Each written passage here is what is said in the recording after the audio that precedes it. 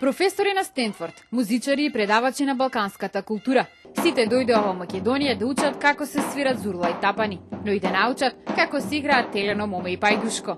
Некои се вистински експерти, како брачниот пар Роберт и Дорис Викери. Јас играм веќе 25 години, а Роберт 40.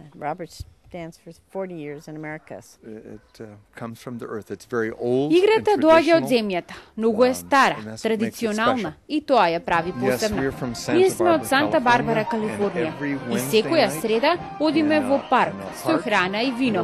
Цела ноќ се играат македонски ора. Елено моме, пајдушкото, овчеполско оро.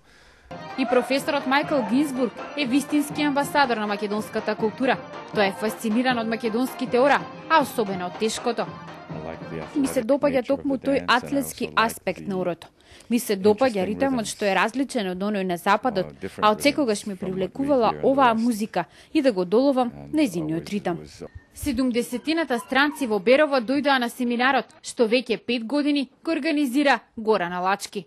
Тоа се пред се луѓе кои што во своите земји, на своите универзитети или здруженија каде што членуваат, ја негуваат балканската пред се традиционална музика, а можеби најповеќе македонската.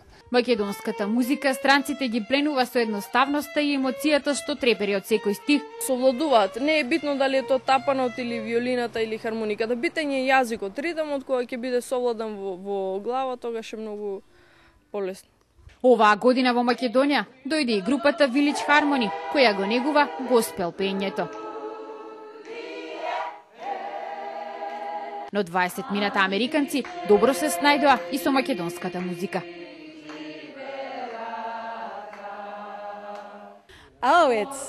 Прекрасна мелодија, прекрасна игра.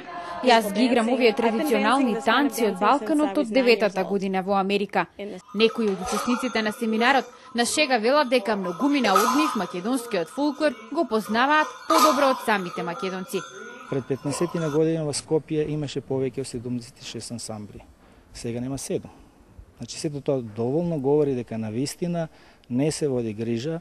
Малите градови многу подобро ја чуваат традицијата, но ние понекогаш подзабораваме какво богатство се крие во македонскиот фолклор.